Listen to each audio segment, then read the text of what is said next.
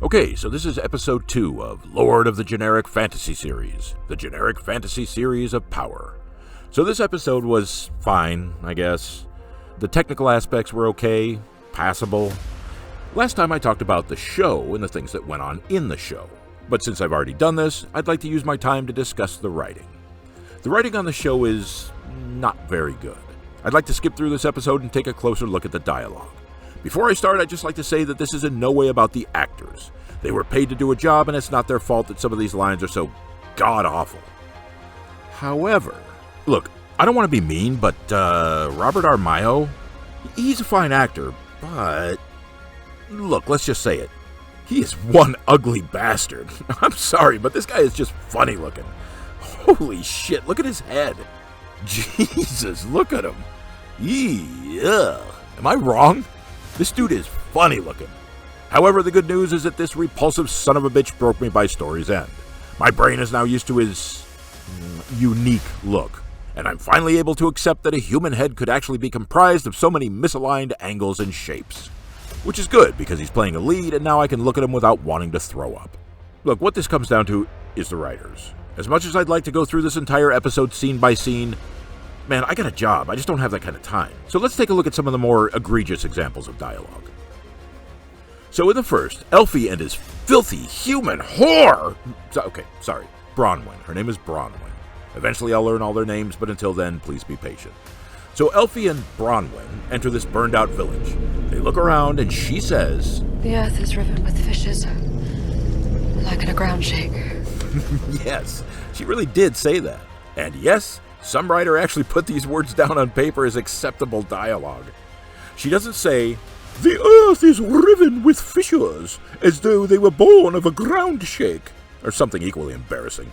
No, what she says is, the earth is riven with fissures, like in a ground shake. Even as they attempt to emulate a form of archaic fantasy English, the laziness just shines through. Maybe she should have said, like ground's all fuckered up, bro. It bees like that shit got all, like, busted up. Like that big one that hit Frisco in the 80s, dude. It'd be just as bad. Okay, hold on. Here's something.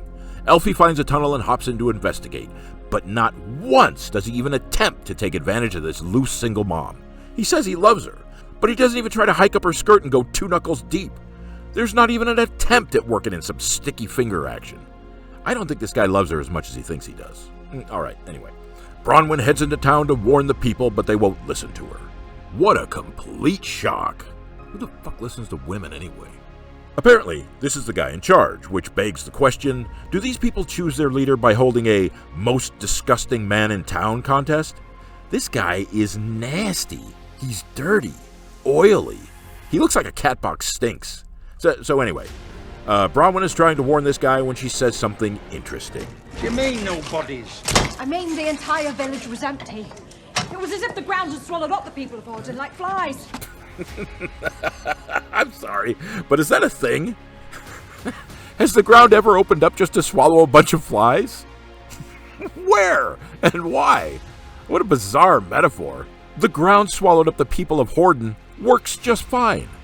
But why flies? Why not sheep or ants or better yet, gophers? Gophers disappear into holes in the ground, so it's kind of like the ground is swallowing them. Okay, even if this is supposed to be an abstract metaphor, why flies? Why not eagles or apples from the old orchard? Or hats? The ground swallowed up the people of Horden like hats. Alright, I'm getting really hung up on this whole fly thing. Let's move on. So this dude, this extremely gross dude, says something back to her just as interesting. We must spread the word. No, I will not have this gossip, Bronwyn. I've seen landslides less dangerous than a wayward tongue without proof or pudding. That's all it'd be. Now this is interesting because this just might be the first time I've heard a character in this show say something that makes sense. This bitch is talking about the ground eating flies while this guy makes an actual apt comparison. A landslide is like gossip simply because they can both lead to a dangerous situation. And if there's 2 things we all know about women, they love to talk and they love to cause drama. Oh yeah, then Waldrake calls Bronwyn a fucking whore. I know, and I'm not inviting them elves back on account of some sinkhole. Having them gone is a relief. Well, for most of us, anyhow. Alright, so this part made me laugh out loud. Listen to this noise. Now that's pretty strange. Now listen to what Bronwyn's son Theo has to say about it. Bloody mice.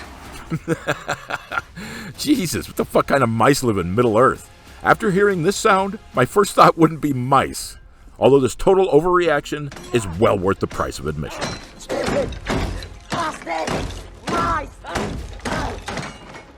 Okay, let's slow down for a second just to look at this orc. I like it. It's an orc executed by way of Sam Raimi and Tim Burton. It's thin and spider-like, and look at those rows of little sharp teeth. It's a pretty nice design. Wait, is this an orc or a goblin? Nah, whatever, who cares? I love its ability to absorb damage.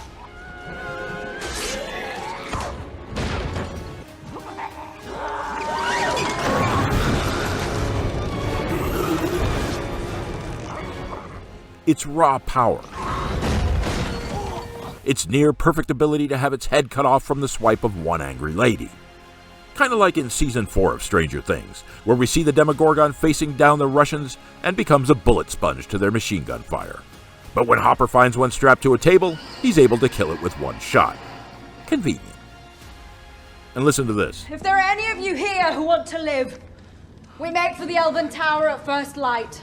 Now she's a take-charge badass she deserves to be. Come with me if you want to live. Fuck yeah, baby! Girls get it done! One question, though. It's daytime, right? While fighting the orc, or whatever, there's light pouring in the windows. And later, in Waldrake's filth kitchen, I see lights outside. So why does Bronwyn want everyone to wait until first light to look for shelter with the elves? The tunnels are under the village. The orcs are obviously there. Why would you wait all night with murderous monsters under your home before going to safety? Or is this just a line that some writer thought sounded Tolkien-y? Also, this is the second goo splatter on the camera lens scene. The first was in episode 1 with the snow troll. I hope they do one per episode, because predictability is nice. Alright, we're done with Elfie and Bronwyn. On to Nori and the gigantic Graham Chapman. So this section has the potential to be more Tolkien, mostly in that we're shown the use of, and promised future use of, this kind of elemental magic. And that of the mystery of who this man actually is. We all have educated guesses as to this man's identity, but I want to pull back. What I'd like to do is give the writers enough time and breathing room to fuck it up all on their own. Anyway, I already told you who he is, gigantic Graham Chapman.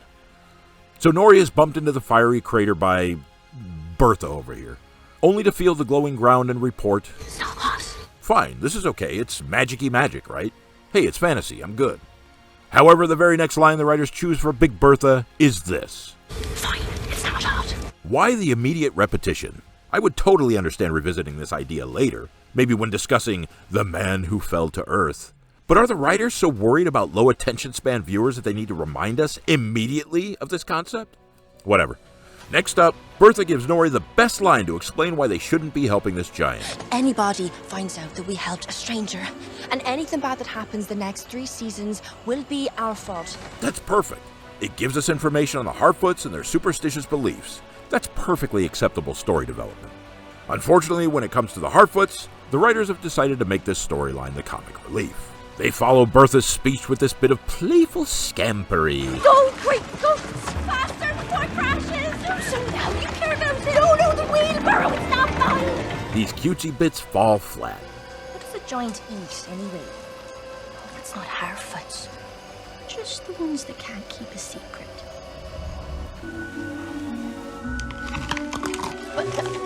No, that's not how you...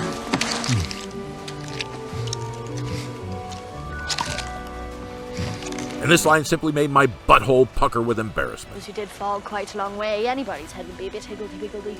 I fell out of the tree once. For a whole week I kept calling strawberries pigberries. Can you imagine? Pigberry. This writing is very derivative and basic, and it all reeks of inexperience, a desperation born out of low self-esteem, and coprophilia. That's 2 down. Back in Eregion, realm of the elf-smiths, Elrond and Celebrimbor are engaged in a bit of elf speak. In other words, they engage in flowery prose that mostly serves as an information dump. They say that Morgoth found the Silmarils so beautiful that after he'd stolen them, for weeks he could do nothing but stare into their depths. And I'm starting to think these two might be homo. Feanor's work nearly turned the heart of the great foe himself. What has mine ever accomplished? It has turned my heart, my lord. the heart of many an elf. But I aspire to do far more than that. It's not hearts I wish to turn, but buttocks. My twisted desires will be sated after I craft this tool of power. What is it you hope to craft? Dildos, my boy. Massive, thick, black dildos for all the naughty elf boys of Linden. All right. That's enough. So, this was dumb. It is Elrond of Lindon, accompanied by Celebrimbor, Lord of Eregion. We seek an audience with Prince Durin. This section was fine. Prince Durin is mad at Elmo for missing his marriage and the births of his 2 children. I was okay with this. It's fine, I guess. It's drama. But for this show, it seems a bit too soap opera. There's nothing grand here, yet the interplay is fine, it's character development. However, on the whole, this is the epitome of television writing by amateurs. I've had my suspicions about the Amazon Studios writing staff, but now I think it's been proven as cold hard fact that this show is being written by a group of women. The makeup in this section was good, and it's nice to see that they used real dwarves. You can tell by their bandy little legs and disturbing Tyrannosaurus Rex arms. The armor is fine, but why would you blind your soldiers by filling the helmet eye holes with gold? Oh, and speaking of gold, why does Durin have gold paint on his elbow? And this tree thing was so fucking dumb. What sort of tree is it, exactly? A seedling of our great tree in Linden. Some called him a fool for believing it would grow in such darkness. Where there is love, it is never truly dark. How could it not grow in a home like yours? Let me see if I understand. Elmo's saying that with the amount of love in this home, plants should be able to grow without sunlight by feeding on the love? God, these desperate attempts to craft prose into poetic metaphor. Like I said, this was all pretty inoffensive. I thought Owain Arthur was excellent as Prince Durin, and despite what I'd heard about the actress that plays Disa, not to mention the ignorant shit she let spew out of her obviously overemployed pie hole, I actually liked her. This cannot be Elrond, can it? I fear so, fair lady.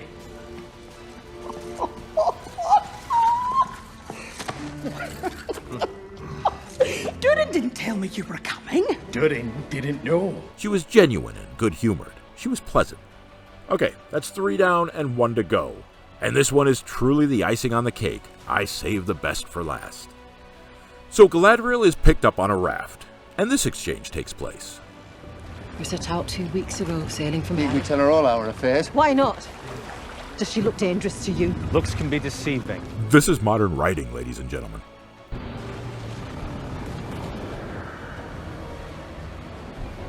I like this worm sequence. It was nicely shot and the effects are pretty good. And although it only lasts around 1:40, it does what it's supposed to do. It leaves an impression. Kind of like the impression I had that the worm theme is a little too reminiscent of the Jaws theme.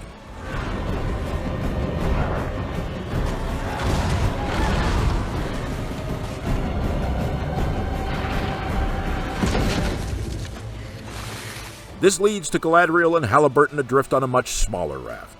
And apart from hastily written discourse, this is the end of their forward momentum. And they just kind of float around for the rest of the episode. This dialogue is just fucking abysmal. Let's get this over with. Oh, by the way, her name is Morfid, not Morphin, so I guess I can stop with that power pussy shit. Anyway, I don't know how much longer I was going to be able to drag that joke out. Separated from your ship. Really? You're a deserter, aren't you? Do I have the look of a deserter? You don't have the look of someone to whom things happen by accident. So, Galadriel and Halliburton get into this absurd little argument. And it goes on like this, sniping at each other. 2 unpleasant people trapped on a raft. Joy. And that is all you need to know. Important elf business, no doubt. What have elves ever done to you? Do you blame us for your being stranded here? Galadriel snaps at him, and Halliburton tells her. The way I see it, it wasn't elves that chased me from my homeland. It was orcs. Now this gets her attention, so she begins to question him. Your home. Where was it? But he won't say.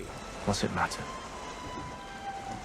It's ashes now. So Galadriel tries to sympathize with him. You know, win him over. I know something of the pain you carry. I grieve for you. For those you lost. And manages to come across like a total bitch. Even asking him a simple question, she sounds spoiled and demanding. Around your neck. Is that the mark of your people's king? My people have no king. But if they did, where might that kingdom be found? To what end? What if I told you we might be able to reclaim it? I'm afraid you're short an army. Leave the army to me. Why are you dodging the question? Why are you stranded at sea? She really wants to know where his home is, but he's being cagey. So she pokes and prods at him, trying to get an answer. She's pushy and unbelievably arrogant. So let it lie. I have pursued this foe since before the first sunrise bloodied the sky. It would take longer than your lifetime, even to speak the names of those they've taken from me. So letting it lie is not an option. I mean, if this show is trying to illustrate why humans hate elves, Morfydd Clark is doing a good job of helping me to understand. This guy tells her he's lost everything, and she's self-righteous and patronizing, attempting to bully and overpower his will with her inappropriate emotional outbursts. This is how inexperienced writers write. It's as if they see themselves in Galadriel, an underappreciated heroine, and just insert themselves onto the page. Therefore, it's perfectly fine to lash out with her emotions, hurting any who get in the way of her serrated tongue. It happens again and again. Up to this point, Galadriel has been written as strong, fierce, independent, and extremely unlikable. She chafes against everyone around her, even giving the king of the elves the old stink eye. She's hot-headed, disagreeable, overly emotional, and she's the very definition of brash. Are you going to tell me where the enemy is or not? Listen to her, she sounds like a spoiled, demanding child. How many times am I going to have to say overly emotional? And so Halliburton, most likely tired of her irritating fucking mouth, tells her what she wants to know. The Southlands. And listen to what this unbelievable, raging hole says to him, and how she says it. I need to know how many the enemy were, under whose banner they marched, and then you are going to take me to their last known location. Gosh, she's just so relatable. This is so much drama on the high seas. Now, this scene might have been interesting if it had been written more as a game of cat and mouse, each person trying to outwit the other. And that's the problem. It isn't. Writing characters in a battle of wits would require the writers to actually possess some form of wit. Based on what I've seen up to this point, Amazon Studios seems to be lacking in supply. As it stands, this is just a little caustic woman attempting to dominate a man. And look at the majority of this verbal temper tantrum. Galadriel, in the place of power, standing over Halliburton, who sits at her feet. Do you think that was an accident? Then a storm is coming, and with the slightest bit of threat in her voice, Galadriel says, Prepare yourself. And look what happens. This know-it-all bitch is yelling at this guy to tie himself to her, because she's the strong one, the center, the key to everything. Bind yourselves to me! Come on! Give me your hand! And would you just look? This arrogant, self-righteous woman would have killed them both. Nice work, Galadrinsert. Okay, look. Nothing against Morfydd Clark. She obviously does bitchy really well, and I'd still love to show her the disappearing fingers trick, but the character as written is an irritating one-note pain in the ass. I'd love to see another side of Morfydd Clark. Yes, of course, her backside, but I mean acting. The issue with this show is that the group of women writing this dreck think they're doing a good job, and this is the problem with modern writing. Deluded, opinionated, myopic young girls with little to no life experience burst out of college and score cushy gigs writing a heroic female character and using what little talent they possess, craft their hero as unbelievably, unacceptably, blindingly obtuse. Galadriel is the apex of unlikable. She has all the traits of a driven, heroic male character: strength, ambition, courage, ability, without all of the traits that round out a character: humor, loyalty, integrity, empathy, compassion. And this is supposed to be okay? This is what passes for good writing? Look, I'm almost done, but I'd like you to join me in a little exercise. I'd like you to imagine Viggo Mortensen as Aragorn. I'm sure you've seen the movies and you're well acquainted with his character. Good.